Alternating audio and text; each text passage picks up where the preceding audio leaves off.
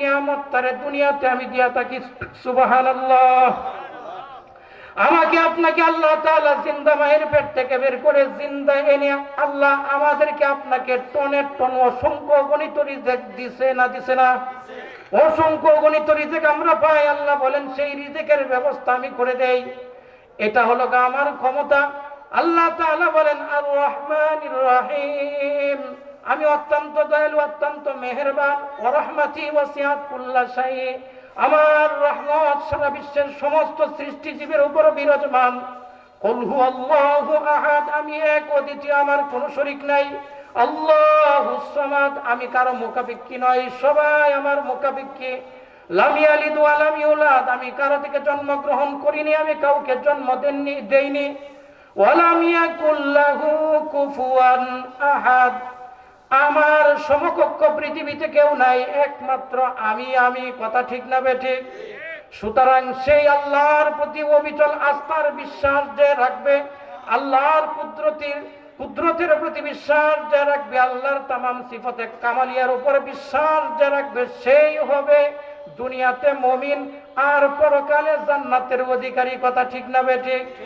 আর যেই ব্যক্তি দুনিয়াতে আল্লাহকে বিশ্বাস করবে না, আল্লাহর কুদরত বিশ্বাস করবে না, আল্লাহর যাবতীয় সিফতে কামালিয়া বিশ্বাস করবে না, সে কাফের, বেঈমান, নাস্তিক আর মুরতাদ হয়ে জাহান্নামের অধিবাসী হয়ে মৃত্যুবরণ করবে। কথা ঠিক না?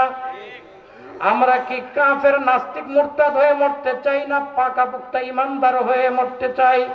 এজন্য আমাদেরকে বিশ্বাস করতে হবে আল্লাহকে, আল্লাহর কুদরতকে, আল্লাহর যাবতীয় সিফতে কামালিয়া। তারপরে আল্লাহ পাক রব্বুল আলামিন আমাদেরকে মুমিন বানায়া পরকালে অনন্ত অসীম কালের জন্য জান্নাতের মালিক বানায়া দিবে। কথা ঠিক না বেঠিক? আল্লাহ তাআলা বলেন ইন্নাল্লাযীনা আমানু ওয়া আমিলুস সালিহাতি কানাত লাহুম জান্নাতুল ফিরদাউসি নুজুলা, নিশ্চয়ই যারা ঈমান আনবে এবং নেক আমল করবে আমি তাদের জন্য আমি আল্লাহ পাক রব্বুল আলামিন তাদের জন্য পরকালে রেখেছি সর্বোচ্চ জান্নাত, জান্নাতুল ফিরদাউস। সেই জান্নাতুল ফিরদাউসের মধ্যে আমার মুমিন বান্দারা হবে মেহমান, আমি আল্লাহ হব মেজবান। সুবহানাল্লাহ। মুমিন বান্দারা আল্লাহর মেহমান হয়ে খুশি হবে না বেদার হবে? খুশি হবে। কত যে খুশি হবে দুনিয়াতে। একজন সাধারণ নেতা কর্মীকে যদি এমপি সাহেব, মন্ত্রী সাহেব তার ছেলে বা মেয়ের বিবাহের অনুষ্ঠানের দাওয়াত দেয়াতেই ওই নেতা কর্মী আনন্দে আত্মহারা হয়ে যায়। রাস্তাঘাটে দোকানপাটে চাষটলে যখন যাকে পাই বলে যে আমার তো আগামী বৃহস্পতিবার খুব ঝামেলা। বলে কি ঝামেলা?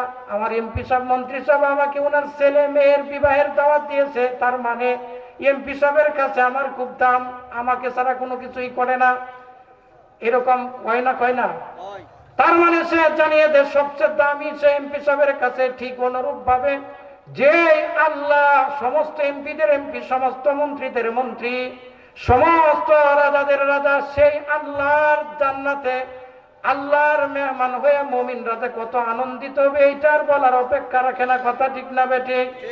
এই মুমিন হয়ে জান্নাতে যাওয়ার জন্য দুইটা কাজ করতে হবে, দুইটা জিনিস লাগবে। কয়টা জিনিস?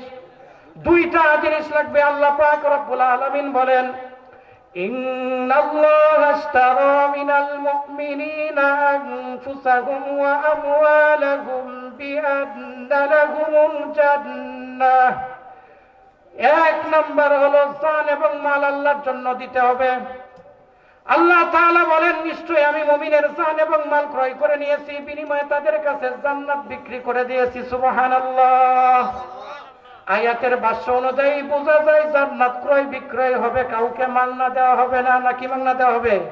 কারণ ক্রয় বিক্রয় এক জিনিস, মাগনা আরেক জিনিস। যেই জিনিস ক্রয় বিক্রয় হয় সেই জিনিস মাগনা দেওয়া হয় না, আর যেই জিনিস মাগনা দেওয়া হয় সেই জিনিস ক্রয় বিক্রয় হয় না। সুতরাং এইভাবে কেউ যদি বসে থাকে যে আল্লাহ তাআলা বিশাল বিশাল 7-8টা জান্নাত তৈরি করেছে, এগুলা তো সাপ বিচ্ছু কীট পতঙ্গ রাখবে না, ভেড়া বকরি গরু ছাগল ভাগ ভাল্লুক রাখবে না, ফেরেশতা জিন ইনসান কোনো কিছুই রাখবে না, খালি ফালায় রাখবে না, গাছ ফালায় রাখবে না। হাসরের মাঠে অবশেষে আল্লাহ তো বলবেই বান্দা দুনিয়াতে আমল করো চান না করো, জানমাল দিয়ে চান না দে, যা জান্নাতে চলে যায়। কি বলেন? এরকম বলবে? এরকম বলবেন। আল্লাহ তাআলা আয়াতের মধ্যে সুস্পষ্ট ভাষায় জানিয়ে দিয়েছেন ইন্নাল্লাহা আশতারা মিনাল মুমিনিনা আনফুসাহুম ওয়া আমওয়ালাহুম বিআন্না লাহুমুল জান্নাহ, নিশ্চয় আমি মুমিনের জান এবং মাল ক্রয় করে নিয়েছি, বিনিময়ে তাদের কাছে জান্নাত বিক্রি করে দিয়েছি। তাহলে জান্নাত বিক্রি হবে, কাউকে মাগনা দেওয়া হবে না। কথা ঠিক না বেঠিক? ক্রয় বিক্রয় দুনিয়াতে হয়, এক পক্ষে হয় না, দুই পক্ষ লাগে। ক্রয় বিক্রয় এক পক্ষে হয় না, দুই পক্ষ লাগে। আমার কথা বলতেছেন? এই আয়াতের উপরে অল্প কিছুক্ষণ আলোচনা করি, শেষ করে দিব। কি বলেন, ছেড়ে দিব? ভালো লাগে নাকি আর কিছুক্ষণ চলবে? আমার ভাই বন্ধুরা, দুই পক্ষ লাগে, এক পক্ষ ক্রেতা আর এক পক্ষ বিক্রেতা। তো আল্লাহ তাআলা জান্নাত বিক্রি করবে, এনও কিন্তু দুই পক্ষ, এক পক্ষ আল্লাহ আর এক পক্ষ কারা? মুমিন। আর এক পক্ষ মুমিন। সুতরাং মুমিন ছাড়া দুনিয়াতে অন্য যত ধর্মাবলম্বী আছে, অন্য যত মতাদর্শের লোক আছে, কোটির কোটি টাকা, বিলিয়ন বিলিয়ন যত খরচ করুক না কেন, সামাজিক উন্নয়নের কাজে, রাষ্ট্রীয় কাজে, পরিবারের জন্য যত টাকা পয়সা সে খরচ করুক না কেন, জান দিতে দিতে যদি শাহাদাত বরণ করে নামকা অবস্থায়, এরপরেও তার কাছে জান্নাত বিক্রি হবে না। জান্নাত বিক্রি হবে তো একমাত্র মুমিনের কাছে। কথা ঠিক না বেঠিক? এই জন্য আল্লাহ তাআলা বলছেন, ইন্নাল্লাহা আশতারা মিনাল মুমিনিনা আনফুসাহুম ওয়া আমওয়ালাহুম বিআন্না লাহুমুল জান্নাহ, নিশ্চয় আমি মুমিনের জান এবং মাল ক্রয় করে নিয়েছি, বিনিময়ে তাদের কাছে জান্নাত বিক্রি করে দিয়েছি। কি বলেন? ক্রয় বিক্রয় দুনিয়াতে হয়, ক্রেতা এবং বিক্রেতা উভয়ের সম্মতিতে হয় নাকি জোরাজুরিতে হয়? ক্রেতা এবং বিক্রেতা উভয়ের সম্মতিতে, উভয়ের রাজি খুশিতে হয়, জোরাজুরিতে হয় না। যদি বিক্রেতা রাজি না থাকে, আপনি 1 কেজি বাইগনও কিনতে পারবেন না। যদি ক্রেতা না রাজি থাকে, তাহলে একটা লুঙ্গি আপনি বেচতে পারবেন না। কারণ ক্রয় বিক্রয়ের সংজ্ঞা হলো ক্রেতা এবং বিক্রেতা উভয়ের সম্মতিতে, ব্যবসায়িক পদ্ধতিতে মাল দ্বারা মালের যে আদান প্রদান করা হয়, তাকেই ক্রয় বিক্রয় কয়। কথা ঠিক না বেঠিক? সুতরাং আল্লাহ তাআলা জান্নাত বিক্রি করবে মুমিনের কাছে, এখানেও ক্রেতা এবং বিক্রেতার সম্মতি লাগবে। ঠিক না বেঠিক? আমার আপনার জান এবং মাল দিতে হবে আনন্দে চিত্তে, আনন্দে আত্মাহারা হয়ে, বেজার হয়ে না। তাহলে জান মাল দিতে এত কটমট করে আমরা? জান মাল দিতে হবে আনন্দ চিত্তে, খুশিতে। নামাজ পড়লে কষ্ট লাগে, রোজা রাখলে কষ্ট লাগে, দান সৎকা করলে কষ্ট লাগে, এই সমস্ত থাকতে পারবে না। এই জন্য সাহাবায়ে কেরাম জীবনের সব কিছু উৎসর্গ করে দিয়েছেন রাজি আর খুশিতে, আনন্দ চিত্তে, একমাত্র আল্লাহকে খুশি করার জন্য। সাহাবায়ে কেরাম আল্লাহকে খুশি করার জন্য সব কিছু উৎসর্গ করে দিয়েছেন, আল্লাহ তাদের প্রতি খুশি হয়ে গেছেন। সুতরাং আল্লাহ তাদের ব্যাপারে সার্টিফিকেট দিয়ে বলেন, রাদিয়াল্লাহু আনহুম ওয়া রাদু আন, আল্লাহ তাদের প্রতি সন্তুষ্ট, তারাও আল্লাহর প্রতি সন্তুষ্ট। সুতরাং আল্লাহর প্রতি সন্তুষ্ট হয়ে তারা আল্লাহর জন্য জানমাল দিয়ে দিতে, আল্লাহ সন্তুষ্ট হয়ে তাদেরকে জান্নাতের ঘোষণা দিয়ে দিতে। সুবহানাল্লাহ। আমার ভাই বন্ধুরা, আল্লাহ তাআলা বলছেন, দুনিয়াতে আমি মুমিনের কাছে জান এবং মালের বিনিময়ে জান্নাত বিক্রি করব। এবার আপনারা বলেন, জানের মালিক, জানের মালিক আল্লাহ, মালের মালিক আল্লাহ, জান্নাতের মালিক আল্লাহ। কথা ঠিক না বেঠিক? নাকি জান্নাতের মালিক আল্লাহ, জান মালের মালিক আমরা? জানের মালিক মনে আল্লাহর, মালের মালিক মনে আমরা। তাহলে মাল চাইলে মসজিদ মাদ্রাসা লেগে এত কটকট করে, আল্লাহর মাল আল্লাহরে দিতে রাজি না। কারণটা কি? চাইলে সব আল্লাহকে একবার ডাইন ভোট আর একবার বাম ভোট করলে নাই ভোটে আনছে কষ্ট। ঠিক না? আমার ভাই বন্ধুরা, আল্লাহ জানেরও মালিক, মালেরও মালিক, ওই জান্নাতেরও মালিক। নিজের মাল, নিজের দেওয়া জানমাল নিজেই কিনে নেয়, আবার বিনিময়ে জান্নাত দেয়। সুবহানাল্লাহ। এত বড় মহাজন, এত বড় দয়াল মহাজন পৃথিবীতে আর কেউ নাই। আপনি হাট বাজারে বেচা কিনা হয়, 30 সালে ময়মনসিংহের এমন কোন মহাজন নাই যে বলবে, ভাই আমি আপনাকে 500 টাকা দিতেছি, একটা লুঙ্গি কিনে নেন, একটা শাড়ি দিতেছি, আমার 700 টাকা দিতেছি, একটা শাড়ি কিনে নেন, 5,000 টাকা দিতেছি, এক বান্ডেল টিন নেন, আমি 1 লক্ষ টাকা দিতেছি, আমার গরুটা কিনে নেন, আমি 7 লক্ষ টাকা দিতেছি, 1 কাঠা জমিন আমার কিনে নেন। কি বলেন, এরকম মহাজন আছে? কেউ বলবে না। আল্লাহ বলেন, হে দুনিয়ার মানুষ, হে মুমিনেরা, আমি তোমাকে জান দিলাম, মাল দিলাম, আর ওই জান মাল আমি কিনে নিলাম, বিনিময়ে তোমার কাছে জান্নাত দিলাম। সুবহানাল্লাহ। আমার ভাই বন্ধুরা, এই জন্য আল্লাহ তাআলা বলেন, ইন্নাল্লাহা আশতারা মিনাল মুমিনিনা আনফুসাহুম ওয়া আমওয়ালাহুম বিআন্না লাহুমুল জান্নাহ। তাহলে আল্লাহর জন্য জান্নাতের জন্য জান এবং মাল উভয়টা দিতে হবে, জানও দিতে হবে, মালও দিতে হবে। কেউ যদি জান দেয় মাল না দেয় তাহলেও হবে না, আবার কেউ যদি মাল দেয় জান না দেয় তাহলেও হবে না। নাকি হবে? অনেক মানুষ এমন আছে জান দেয় মাল দেয় না, আছে না নাই? আবার অনেক মানুষ আছে মাল দেয় জান দেয় না, আছে না নাই? জান দিয়া নামাজ যা পড়া লাগে সব পড়ে, 5 ওয়াক্ত নামাজ, ঈদের নামাজ, জানাজার নামাজ, ইশরাকের নামাজ, আউবিনের নামাজ, তাহাজ্জুদের নামাজ সব পড়ে, রোজা আসলে রোজা রাখে, ওই আইয়ামে ঈদের রোজা রাখে, রোজা যা আসে সব রাখে, তাসবিহ তাহলিল জিকির আজকার কোরআন তেলাওয়াত সব কিছু করে, মসজিদের বারান্দায় ঘন্টার পর ঘন্টা কোরআন পড়ে। কিন্তু চাচার কাছে যদি চাওয়া যায়, চাচা আপনার কাছে মসজিদের জন্য একটা ফ্যান চাওয়া হয়েছে, একটা ফ্যান নির্ধারণ করা হয়েছে, তখন এই চাচা কটমট শুরু করে দেয়, বলে না আমি তো কই থাকতাম না, সারাটা হাতে আয়ালো। কথা ঠিক না বেঠিক? নমাজের অভাব নাই, তাসবিহ তাহলিলের অভাব নাই, মাল চাইলে কি কয় স্যার আয়ু। এরপরে স্যার আইসে, চাচা কি খবর আপনার তো মসজিদের মধ্যে সব দেওয়া লাগবো, সবার তো সানডে সবার মধ্যে তো 500টি হালে আইছে।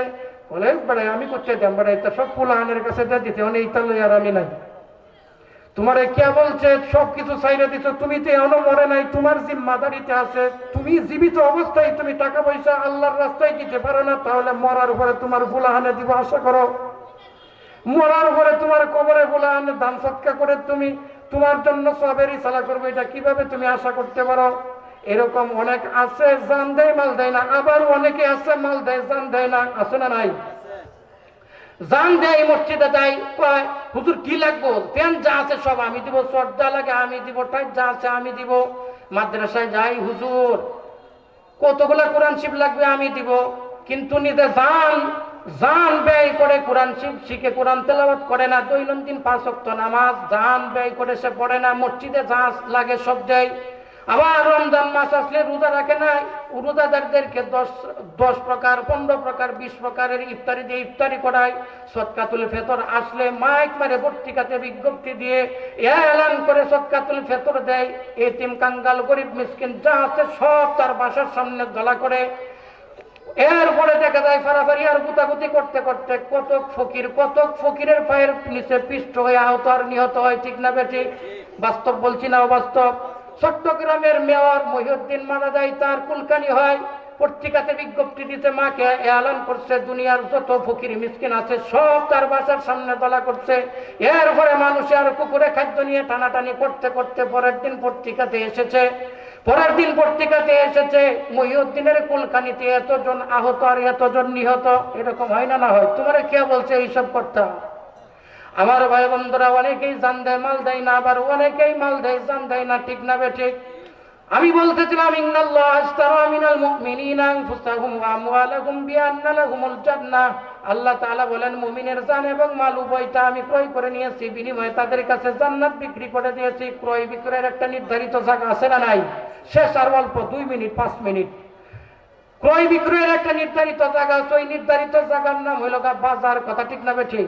আল্লাহ পাক রব্বুল আলামিন জান্নাত বিক্রি করবে, ওই জান্নাত বিক্রি করার জন্য নির্ধারিত একটা জায়গা রাখছে, ওই জায়গার নাম হলো দুনিয়া।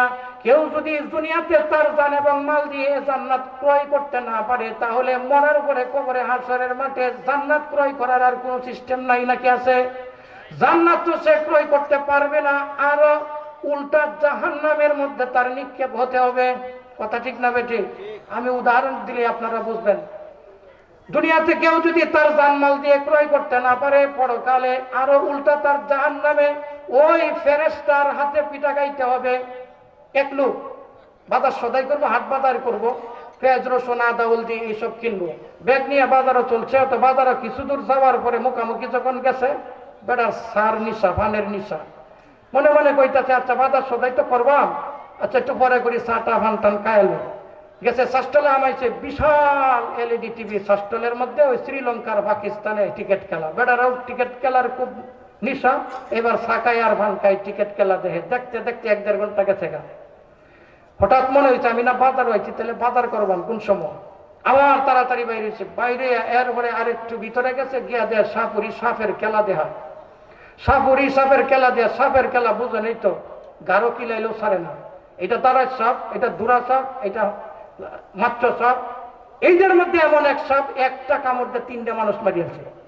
এরম ওয়াজ করলে আর মানুষ লড়বো? তো সর্বনাই, একটা কামড় দিয়ে 3টে মানুষ মারিয়েছে, সাপটা না দেখে তার যাওয়া বাউ নাই।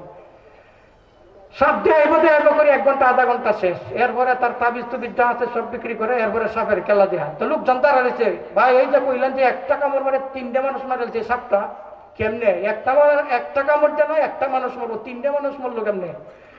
আর এই সাপটা একটা মহিলারা কামড় দিচ্ছে, মহিলাটা গর্ভবতী আছেন, 2টা বাচ্চা আছেন, একটা ছেলে একটা মেয়ে, মহিলাটাও মারা গেছে, বাচ্চাও মারা গেছে, এই 3টে মানুষ মারা গেছে। তো এই লোকটা সাপের খেলা দেখতে দেখতে 1-1.5 ঘন্টা চলে গেছে। হঠাৎ আবার মনে হয়েছে আমি না বাজার করতে আসছি, কোন সময় বাজার করব। তাড়াতাড়ি আবার সেখান থেকে চার একটু সামনে গেছে, গিয়া দেখ ক্যাম্বাস করে বড়ি বেছে। ক্যাম্বাস তো বুঝো নেই, জাতীয় আন্তর্জাতিক বক্তা তার কাছে ভিড়। 2টা দামের বড়ির গুণাগুণ একদম একই 20টা। এত গুণাগুণ হুন্নিয়া ঘরে বাড়ি টান্নিয়া বড়ি খায়, ঘরে কিছুই হয় না। মনে মনে ভাই এটা কি করলাম, এতে দুত্রার গোটা খাইতে অন্তত ভাগল হইলে হইতাম, এটা তো কিছুই হইল না। তো ক্যাম্বাস শুনতে শুনতে তার আরো 1-1.5 ঘন্টা গেছে। গাইয়ার পরে রাত্র 12টা 12:30 হয়ে গেছে। ইয়ান চাল কিনতে যাই, গিয়া দেয় দোকানদার নাই। পেঁয়াজ রসুন আদা হলদি কিনতে যাই, গিয়া দেয় দোকানদার নাই। গেছে গোস্ত কিনতে, দেখে দোকানদার নাই। যেখানেই যাই 12টার পরে আর দোকান খোলা আছে নাই। খালি ব্যাগ নিয়ে বাড়িতে আইছে টকটকায়া, দরজায় টুকা দিতে বিবি সাহেব উঠছে। বিবি সাহেব তো মনে করছে বাচ্চা কাচ্চা নিয়ে ঘুমাইছে, বাজার সদাই করবো, এরপরে ভাগসা করে ঘুমাইব। দরজা খুলছে, কুইলা দেয় তো বেচারা ব্যাগ নিয়ে দাঁড়ায় আছে। বিবি সাহেব এই কাজে আমি তো বাজার সদাই করতে পারছি না। আচ্ছা ঠিক আছে, ঘরে যা আছে লইয়াও বাজার সদাই আরেকদিন করবাম না। কি বলেন? বিবি সাহেব যদি শান্ত মনের হইতে তোর গন্ডগোলের সম্ভাবনা নাই, আর যদি উগ্র মেজাজের হয় গন্ডগোলের সম্ভাবনা আছে না নাই? ওই ডেকচির থেকে সামসানিয়া সামনে দাঁড়াইয়া বলবে, বেটা চুপচাপ শুয়ে দাও, না হলে এই যে একটা দিয়ে 4টা পাল্টা করবো মাথা। কথা ঠিক না বেটি? বাজারের টাইমে সে বাজার করতে পারে না, এই জন্যই উল্টা বিবি সাহেবের ঠেলা। ঠিক অনুরূপ ভাবে বাজারের টাইমে যদি আমার আপনার জিন্দিগি দুনিয়ার জিন্দিগিতে যান এবং মাল দিয়া যদি আমরা বাজার সদাই না করতে পারি, ওই জান্নাত কিনতে না পারি, তাহলে হাসরের মাঠে জান্নাত পাবো তাক দূরের কথা, আরো জাহান্নামের ফেরেশতার ঠেলা আছে না নাই? তো যাই হোক আমার ভাই বন্ধুরা, যা কিছু বললাম আল্লাহ তাআলা আমাকে সর্বপ্রথমে আপনাদের সকলকে আমল করার তৌফিক দান করুক। সবাই বলেন আমিন। হুজুর এসে গেছেন, হুজুরে বসে রেখে অনেক কথাবার্তা বলে বললাম। বক্তা আসা মানে ব্রেক করা, এরপরেও শেষ 6 মাইল 6 হাত জায়গা মাঝামাঝি। কথা ঠিক না বেঠিক?